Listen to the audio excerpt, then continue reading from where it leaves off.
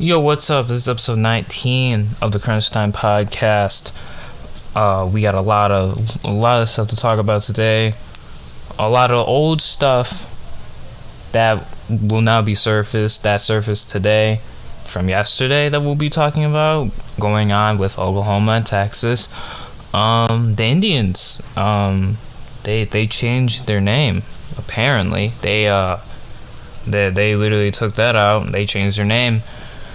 And we got my top 5 tight ends list, and we're also going to talk about my early top 25 college football rankings.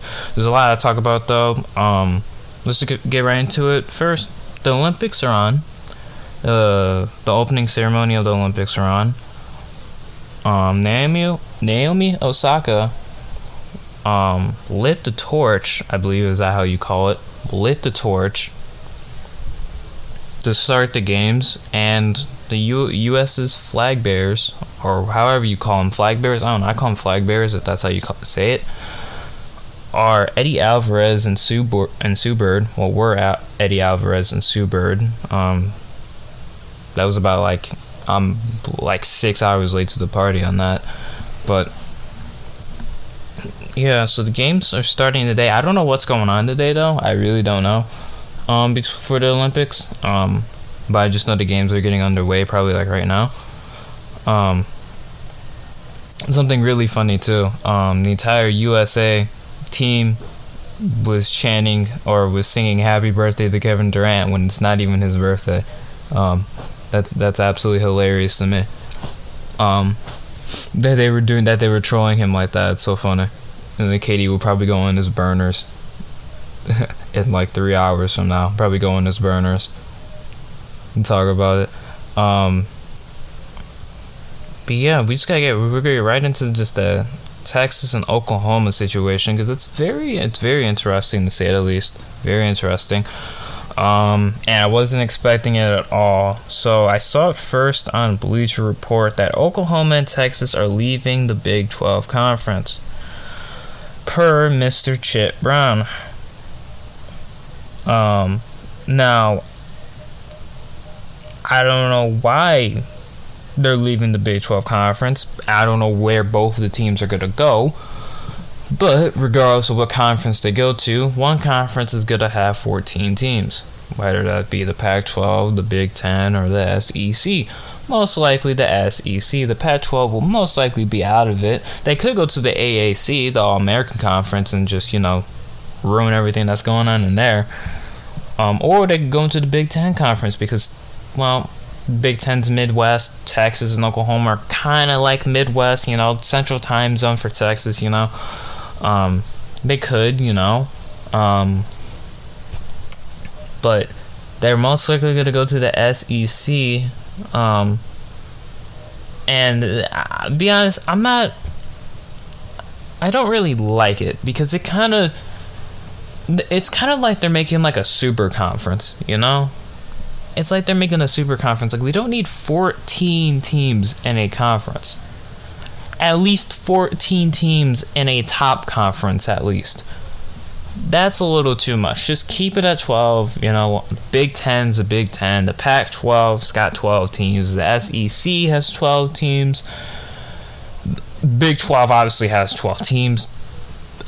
Don't. Or at least I think the Big 12 has 10 teams. I don't know. I'm kind of having a brain fart.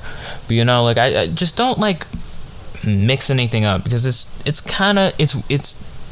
would kind of make things a little bit weird and turn into a super conference type deal. And I don't really want that, to be honest. I kind of want everything to just be even and balanced. I'm kind of just going into the season as we got teams from this conference and this conference who have a good shot. Iowa State, Oklahoma, SEC, it's Georgia and Bama. Big 10, it's Ohio State and Wisconsin. As of the moment, the Pac-12, Oregon, USC, Washington. But if you add Oklahoma and Texas to the SEC, the conference gets a little bit tighter and a little bit more competitive. it gets really competitive.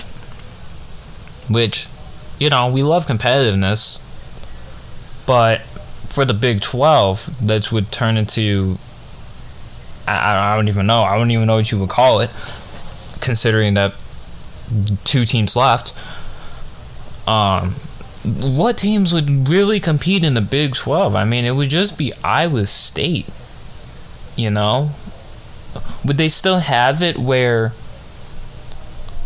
like, for Texas and Oklahoma, they still have to face 2 opponents from the Big 12 as their non-conference opponents? How would they do that? How would they do that? How would that work? I'm on the edge a little bit on it, because I wouldn't say I'm worried for college football, or just college in general, but I'm just interested as into why they did it anyway. Why they would, want to, go to another conference. And my case is, it's always money. It's always money. But the thing is, I don't know why. What made them want to go to a different conference and just leave the Big 12? And my guess is just money, ratings. It's always about money and ratings. And we're talking about football here, because that's what the most popular sport in America is. It's football. When it comes, especially in college football, and in college basketball, that's what people like the most. College football is obviously number 1. So it's clearly about ratings, because let's be real, who wouldn't want to see Texas face Texas A&M every year? That would boost ratings completely. That would gain more revenue. Oklahoma and Alabama, I mean, we already see in the SEC, Georgia and Alabama, I mean, there's a reason why those schools are still top dogs. I mean, off of who they're facing, who's coaching them, and how much revenue the schools bring in. I mean, you see the Pac-12, Oregon, they have all these jerseys and these gears because they're facing teams like Auburn. They face Washington every year. They face USC. They have all this stuff for all these. They have all these jerseys and cleats and whatnot and gear for their players because of how much revenue they make. Obviously, they haven't won a national championship when we're talking about football-wise here. But, off of how much revenue you bring in for your school, I mean, that's how it's able to get all that stuff. And that's why Alabama is such a top school, is because you're facing top competition every year. You're facing LSU, you're facing Texas A&M, you're facing Auburn, you're facing either Georgia or Florida. You're facing either one of those teams. And regardless, and you're facing LSU every single year. It's definitely a different experience. Hell, even when Tennessee was good, but yeah, you're facing teams like that every year. So your revenue would bring in your school like Alabama. You're obviously gonna bring the ratings up in every aspect of the school too. Anything we're talking about, softball, basketball, baseball, anything. Same thing with Georgia. So it's always about money, in my opinion. Now these days, it's actually always about money. It's always about just trying to, do more for your school by moving you to a different conference and bring in more money. It's always that. But my question is still going to be just why exactly, though. And number 2, Texas isn't going to win jack in the SEC if they join it. The best chance they got is the Big Ten. That's the best chance they got. Because they ain't going to win jack if they join the SEC. Against the big dogs, they're not doing nothing. That's just how it's going to go. Iowa State right now, after hearing the news, is oh yeah, we going to the ship now. We Big 12 is ours. The Big 12 is ours. That's how Iowa State's feeling right now. It's I don't know. It's very interesting though. It's very crazy to say nothing but least. But we'll just see where they go. As I have no idea where they're going. Next on the agenda for today is the Cleveland Indians. They announced that they are changing their names to the Cleveland Guardians. That's a very interesting name. I would say that's very interesting. The Cleveland Guardians. They could have named themselves they had the opportunity to name themselves the Cleveland baseball team, and they didn't. The Cleveland Guardians, very interesting name. I don't know how I feel about this. I don't really want to call them the Guardians, but they better have Rocket Raccoon or Groot as their mascot if they're going to be named the Cleveland Guardians. They better have that. They better have that mascot. Considering that they're not changing their name to the Cleveland Guardians. But the logo actually doesn't look that bad. It kind of looks like a rocket ship or like a ball with wings, like Guardians with a wing. Like the ball is in the middle. You have like the G on like the left end, and you have like the two wings, and it looks like the ball is just flying, which honestly isn't that bad of a logo. I actually kind of like it. And then instead of having Indians with the lowercase, it's Guardians, and then like the dash all the way to the G. And then obviously still Cleveland, with the C and obviously, so nothing really changed there. But yeah, they changed it to Cleveland Guardians. I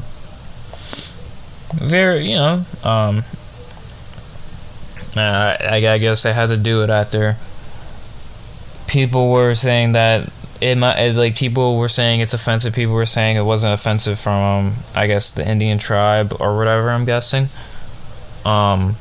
With that drama going on that happened like months ago that I completely forgot about. But they changed their name to the Cleveland Guardians. It will stick like that, or they will start their name for next season.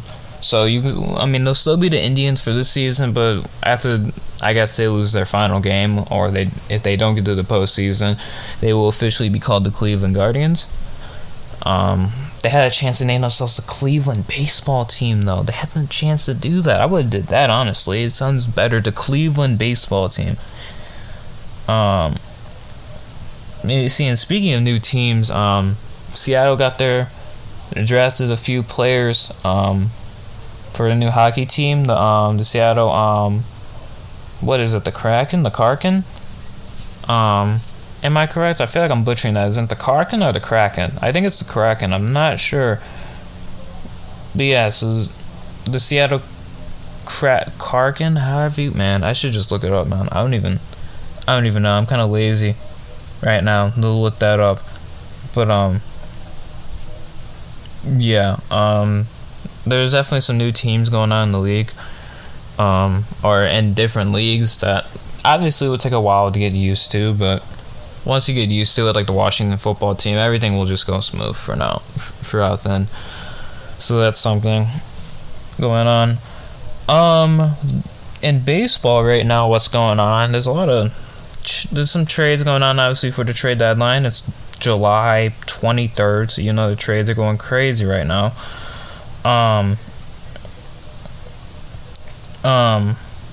But Nelson Cruz, who was on the Twins, got traded to the Rays, yesterday, I believe.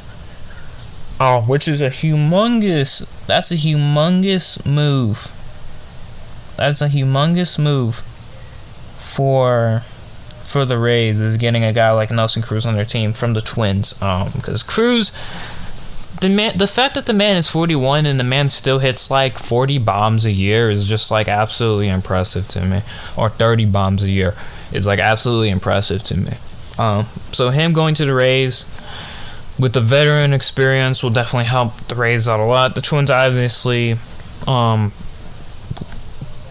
in a down year this year since injuries really costed them. They didn't have their key players like Byron Buxton. They didn't or like Miguel Sano was injured. I think a little bit, just an off season for the Twins.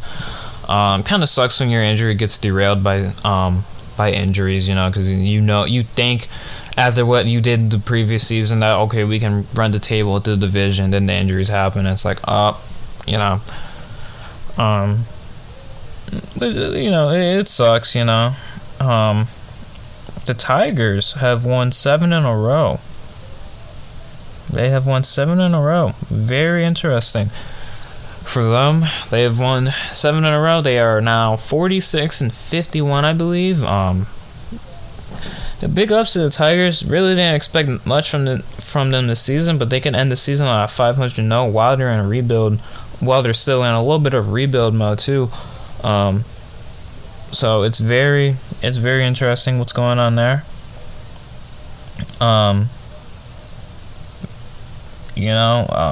Just hope that they're better next year, because any teams from Detroit right now, right? The Lions suck, Red Wings suck, Pistons, we know about the Pistons, and the Tigers, who the last time I guess you could say a team from Detroit did good was, I guess, the Pistons. I guess the last time a team made the playoffs was the Pistons. The last time a team from Detroit actually did good was the Tigers, when they got swept in the World Series. But hey, made the World Series at least. So yeah, Detroit's definitely a depressed city right now. So we just gotta. Anytime you see a team from Detroit do good, you're like, oh wow, like they're actually not that bad. So we'll see what happens, because Detroit's pretty depressed right now. They just need something. They need a championship. They haven't gotten one since like the Pistons won in 04. It's been a couple of decades. So I mean, we'll see what happens there, man. I'm kind of bouncing around topics now, but we're gonna get to our main topics now. Top 5 tight ends. My top 5 tight ends going into the 2021 season are: number 5, if we just get right into it, number 5 is TJ Hawkinson. Number 4 is Mark Andrews. Number 3 is Darren Waller. Number 2 and number 1 are obviously, who's going to be. They're interchangeable. You could have either one at 2 or 1. I really couldn't decide, so I just went with number 2 at George Kittle and number 1 at Travis Kelce. Travis Kelce had the second most receiving yards in the league. I think he had about 1,400. I believe so, as a tight end, which is very impressive. George Kittle obviously didn't play, but the games he did play in, he had great numbers and was definitely a game changer. People say George Kittle's a better tight end. People say Travis Kelce's a better tight end. It really is. It's interchangeable, honestly, man. You could have either one at 1 or 2, and I wouldn't even be mad. I'd just be like, okay, like this or that, You could have either one there. Some people might be saying, where's Robert Tonyan at? He had the touchdowns, but not the yards. TJ Hawkinson was playing on the Lions. Obviously, he had the Matthew Stafford. But when you're on the Lions and you get more yards as a tight end, that's usually a good thing, especially when you're playing in Detroit. For the Packers, Aaron Rodgers threw the ball a lot. Devontae Adams had 17 touchdown passes. Marcus Valdes-Scantling had I'm not even sure. I can't even remember. He had probably 10. I'm not even sure. And Robert Tonyan had 10 actually, I believe. So really, it kind of just comes down to who got more yards. And Robert Tonyan is still a good QB. He was mostly like a red zone threat. Same thing with Devontae Adams. So Devontae Adams was a deep ball threat and a really good red zone threat. But I just had TJ Hawkinson there. because he's proved over the years since he entered the league that his yards have been going up and that he's a good tight end, that he can create space for himself really well, and I've seen that. Obviously, as a Bears fan, I've seen him play like that. So obviously, I gotta go with him at my number 5 position. Number 4, I gotta go with Mark Andrews. Mark Andrews last season, and I know this personally, because I had him on my fantasy football. Every year for Mark Andrews, or last year, if we're talking about, he was a dog. He had I guess you could say, in 2019, I believe he got selected to the Pro Bowl. In 2020, though, this season, he had, in games he only played 14 games this season. He had, I believe, I'm looking at this right now, 701 yards, 58 receptions. He had, I believe, he had 7 touchdowns. Yeah, he had 7 touchdowns. 12.1 yards after the catch. Very impressive. 12 yards off of that, and he got targeted the ball a whole lot. Teams had to start double teaming him because he was getting the ball a little too much. But yeah, he had a good season. He's definitely proven himself as one of the top tight ends in the league. He has great hands. He has great route running ability. That's all you can really say about him. He's a big body. He's a great receiver for Lamar Jackson, as the Ravens really only had Marquise Brown. And Marquise Brown underperformed last season, so it was definitely Mark Andrews was definitely a big key factor in scoring their points on the receiving end. In my opinion. Now number 3 on my list is Darren Waller. Darren Waller's been in the league since 2015. He has improved every year since 2015. He was on the Ravens in 2015 and 16, and in 2018, 2019, 2018 through 2020, he's been on the Raiders. Last year, Darren Waller had an unbelievable season. He had 9 receiving touchdowns. He had 1,196 receiving yards. He was targeted 145 times. Had 107 receptions, and solidified himself as one of the best tight ends in the league that year. He was selected to the Pro Bowl. I also thought he could have got first team All-Pro. If I believe he didn't, I'm not sure, but I definitely think he should have. I think he got second team, I believe, maybe. He most certainly should have gone second or first team. But nothing but less, it was a good season for Darren Waller. He had a great breakout season, you would say. Or not breakout season, really. Kind of the past, ever since 2019, he's just had great breakout seasons with the Raiders. So yeah, number 2 on my list now is obviously Mr. George Kittle. Now, George Kittle, he was injured at the start of the season. He was injured, or not the start of the season, but middle of the season. He was injured. So he only played 8 games. He only played 8 games in the 2020 season. But in his 2019 season, he was first team All-Pro. In 2020, he only played 8 games. In his 8 games, he had 48 receptions, 634 yards, and 2 receiving touchdowns. Obviously, he only played 8 games. But if we just average that, we could just add, I guess you could do his average based on how many games he played and how many yards he had each game. You would just average that to, I guess, all the way up to 16 games he played, and then his stats would definitely show that he would be a definite X factor in games. As the 49ers also had a lot of injuries too. They had Raheem Mostert out. They were down to like Jarrett McKinnon on their running game.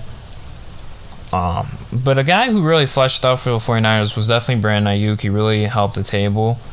I'm getting a little off topic though. But for George Kittle, he's everything you want at tight end. He's a fun dude to be around. He's everything you want at tight end. The man can block. He can catch. He's very physical. Very physical. He is a great route runner. He has great speed for a tight end. I guess you could say he's a complete package for a tight end. As he's very versatile. For sure. Yeah, he only played 8 games last season, but he definitely was a big factor in those games he played in for the 49ers. And last but not least, our number one guy, obviously, is Mr. Travis Kelce. Mr. 3-time first-team All-Pro, and I believe 6-time Pro Bowler, Super Bowl champion. He's played with Kansas City his entire career. He's only missed 2 games since 2014. And he's been with Kansas City. His numbers have always been good. Ever since 2016, where he got over 1,100 receiving yards. 2017, 1,000. 2018, 1,300. 2019, 1,200. And then 2014, 1,416 receiving yards. He was targeted 145 times on 105 receptions that he caught. He had 11 touchdowns. His longest was 79 yards. I can't really say anything bad about Travis Kelce. I can't really say anything that you already know. I mean, he's a great catcher, great blocker. He's definitely a threat. He has great hands, a red zone threat for sure. Obviously, when you have Mahomes on your team, you're going to get a lot of yards, but I mean, he's been doing that throughout his entire career, where he's been stacking up yards. Last season, he had his largest yard total of 1,416, like I said, and he had 11 touchdowns, which was also his largest throughout his career, and also largest receptions that he caught in his career. So yeah, it was definitely I wouldn't say a breakout season, but just based off of his stats, that was a breakout season. Very, very versatile dude. Would you call Travis like a hybrid? I feel like you could call him in like a hybrid, as in like he could play receiver type. Obviously he's too big to be a receiver. But getting that many yards, and then also having Tyreek Hill on your team too, is very, very, very impressive. The fact that Tyreek Hill also had about 1,200 yards and Travis had 1,400. Very impressive. That's very impressive. Nothing but less.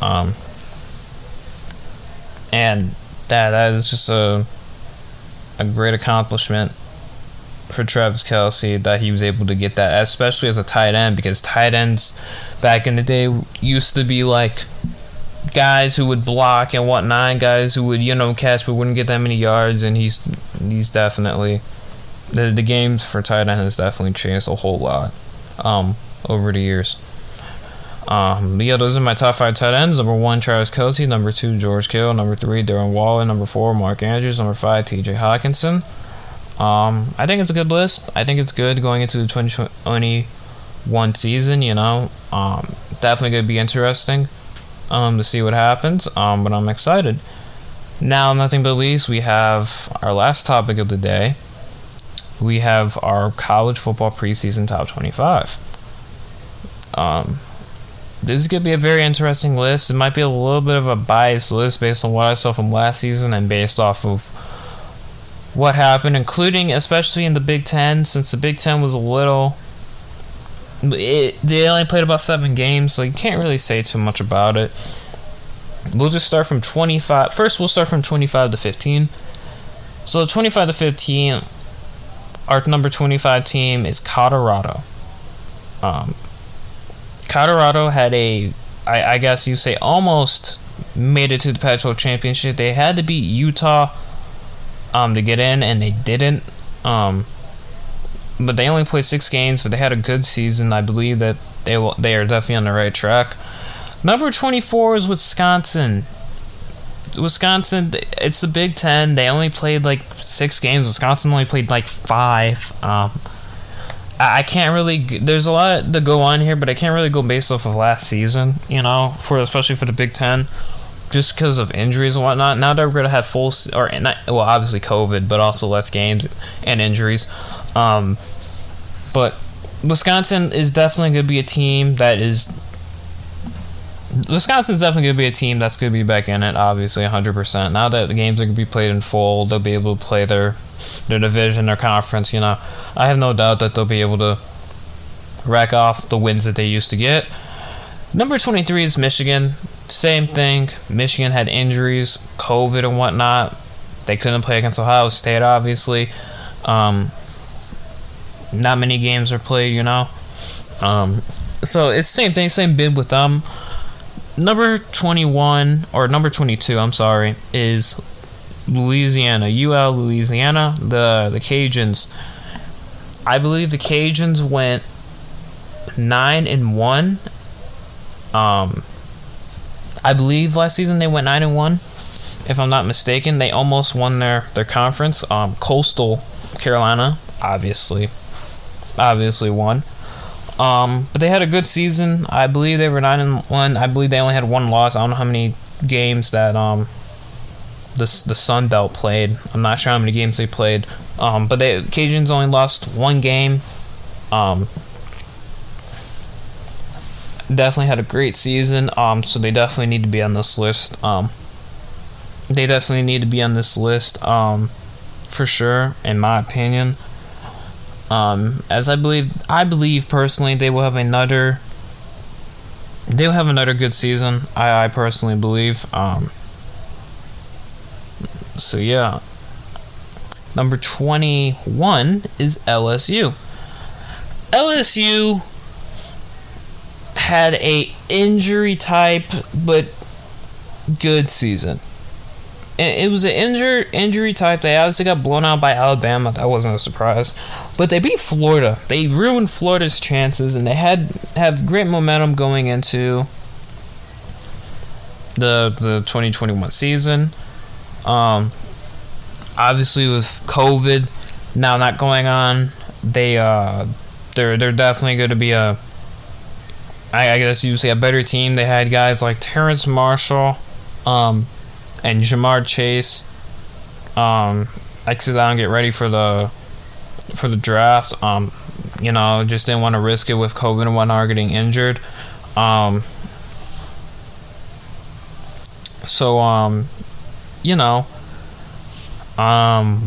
They just didn't really have the season they wanted. But I personally believe that they will get back on the right track this season, as they're not injury prone anymore. They have guys who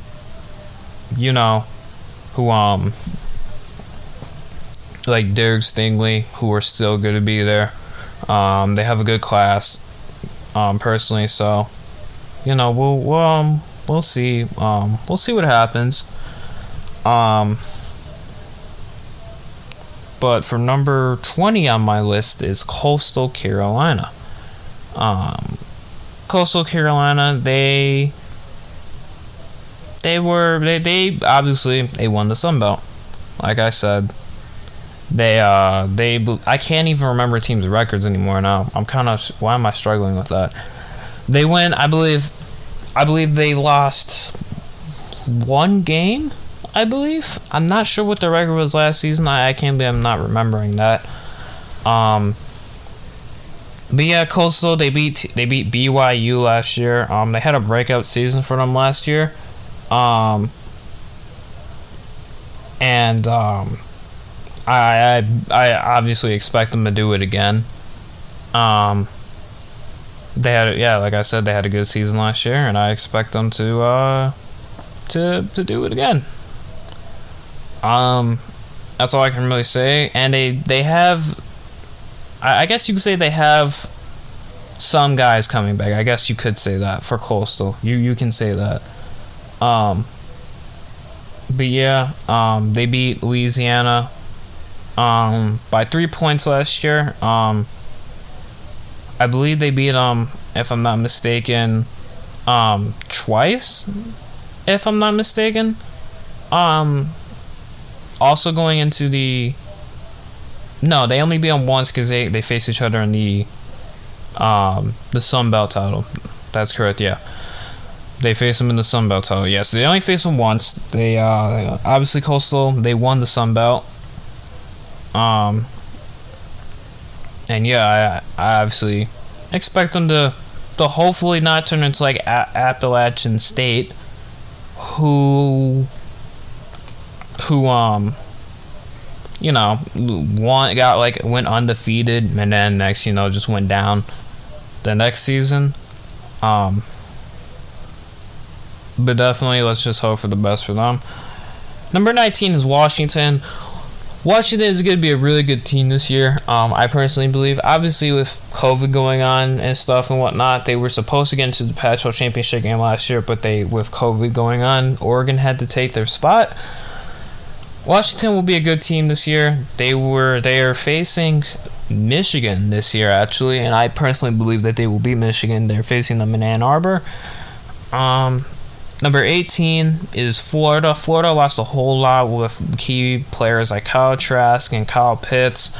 And they got a new QB. They got a new QB in there, Emory Jones, I believe.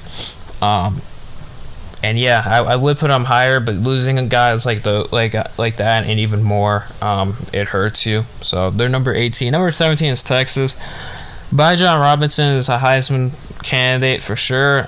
Texas definitely also gets a new coach too. We don't know how the atmosphere or the culture change might go there, but I'm definitely expecting something big. So I have them at 17. Number 16 is Northwestern. Northwestern made it to the Big Ten championship game last year. They almost beat Ohio State. They made Justin Fields for 2 picks. Almost beat Ohio State. Their offense was there. They might have been able to beat them. But you know, nothing but a good season for Northwestern. Obviously, a key player they lost is Greg Newsom, but they have Cameron Mitchell on the defense, defensive end. And yeah, they got a new QB, I believe. Obviously, I'm forgetting names, but you know, they should definitely have another good season. And number 15 is Notre Dame. Obviously, Notre Dame lost Ian Book, but they had a really good 2020 recruiting class of freshmen coming in. Obviously, they lost their key linebackers and receivers, but you know, they have a good 2020 class, and they should definitely, I guess, if they're playing in the ACC again, definitely have a good season. That's my top. That's the 25 out through 15. I think it's pretty decent, you know, going based off of last season. Number 14 is Iowa. Iowa didn't really have a good season, obviously with the COVID going on and whatnot. They had a semi-decent season. I believe they went 5-2. I personally believe they had a good season. Iowa did. They usually always have good seasons. That's the school that usually brings out the most NFL talent. They're making a great 2020. They have a great 2020 recruiting class, and they're making a great 2021 recruiting class coming in. And their 2022 recruiting class is actually really solid right now. Number 13 is USC. USC almost won the Pac-12 last year. They have the number 1 recruit, Corey Freeman, coming in. And they still have a bunch of guys. One guy they lost, I believe, is Amon-Ra St. Brown. Right? I'm sure he went to the draft, if I'm not mistaken. But USC is definitely going to be a top team in the Pac-12. And I feel like we're gonna see them in the Pac-12 championship again, most likely. That's just what I'm seeing. Number 12 is Oregon. 4 Pac-12 teams in the top 25. Yeah, that's interesting. Oregon obviously is on here. They won the Pac-12 last year with really a 3-2 record, whatever the record was. I don't know. Pac-12 only played like a few games. It's weird. But like I said, with the conferences like the Pac-12 and the Big Ten only playing like a few games, I couldn't really go based off of just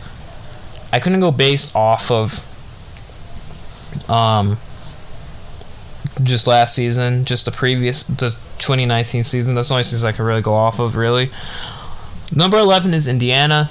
Indiana gave Ohio State a run for their money. Ty Forgraph is coming back. CJ Penix is I believe because he tore his, I believe it was his ACL, I believe, in the game. I don't know if he's going to be back this year, but they definitely still have a good receiving core. And Indiana will definitely make a run for that Big Ten championship this coming season. I have no doubt about it. Number 10, we're getting into our top 10 now. Our top 10, number 10 is North Carolina. They have Heisman finalist Sam Howell as their QB.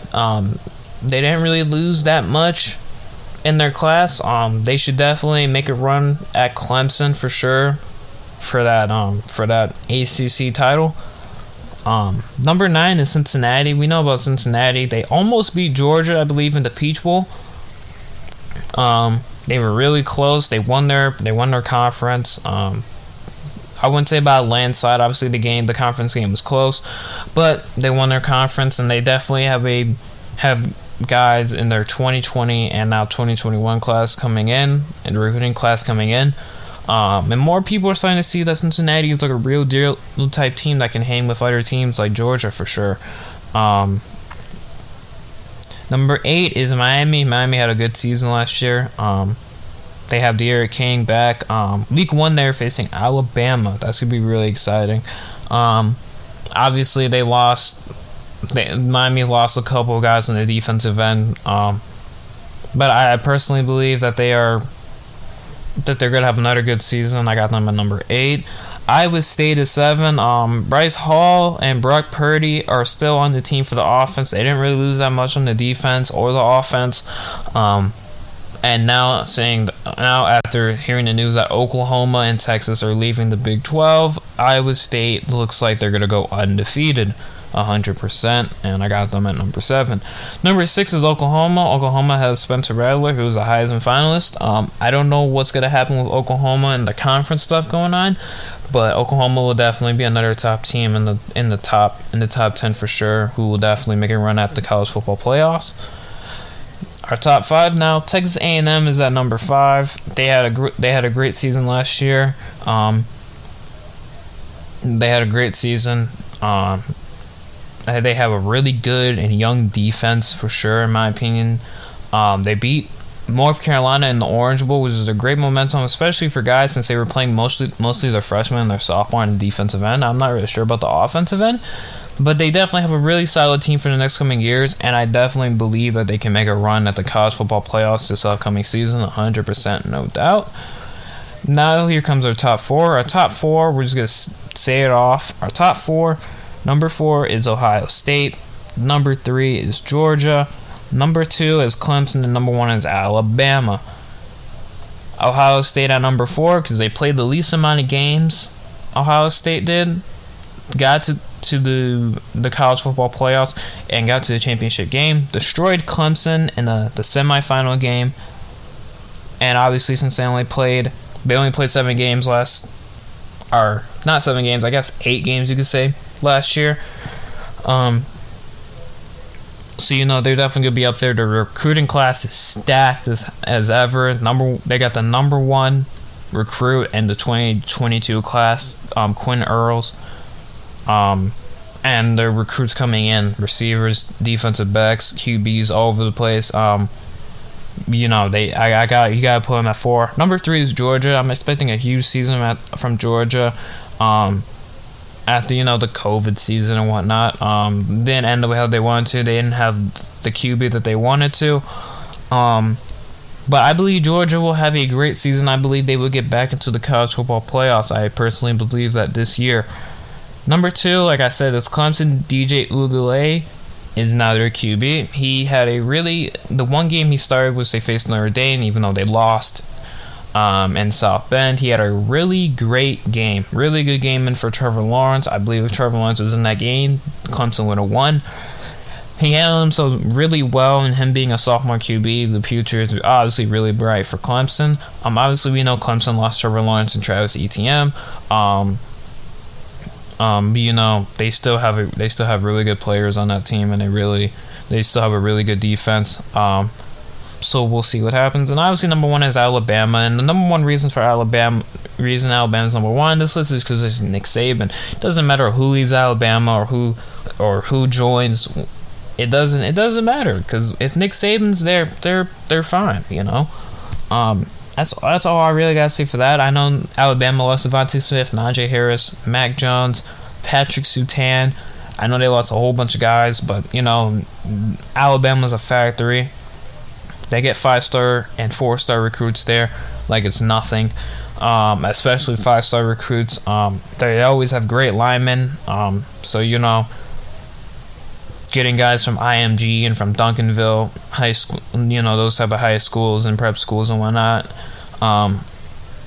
Definitely, it was gonna be a great season for Alabama. So, going for a whole top 25, going from 25 to 1, we have from 1 to 25 is Alabama, Clemson, Georgia, Ohio State, Texas A&M, Oklahoma, Iowa State, Miami, Cincinnati, North Carolina, Indiana, Oregon, USC, Iowa, Notre Dame, Northwestern, Texas, Florida, Washington, Coastal Carolina, LSU, Louisiana, UL Louisiana, Michigan, Wisconsin, and Colorado. There's 4 Pac-12 teams in there. Obviously, there are 3 ACC teams in the top 10, and Alabama right there, the national champs, are number 1. They have to be number 1.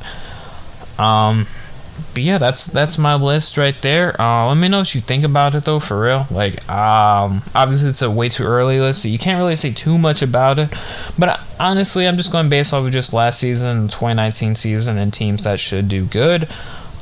Teams that you noticed that probably weren't in here were Penn State. Definitely one of them. Penn State, BYU. For sure, those are definitely teams that I would consider to be in the top. If I made the top 30, they would be in the top 30. But they are not, obviously. Just going based off of just previous seasons and whatnot. If I was doing that, then Penn State should be in here. But I feel like just having too many Big Ten teams in here, you got to kind of bounce it out based off of just everything else in general and on the way how Penn State's going. But yeah, that's gonna be it for the podcast today. We're up to the 48-minute mark. This is definitely one of the longest ones I've had in a while. This may be the longest one I've had. But anyway, that's gonna be it for today. And it for the week, actually, since today's Friday. Made it. I hope you guys have a good rest of your day and a good rest of your weekend too. Let's just hope some more news and crazy stuff comes out. Let's just hope for that. And yeah, I will see you guys next time. I'll see you guys next week. Hope you guys have a good rest of your weekend. And yeah, peace. See you next time.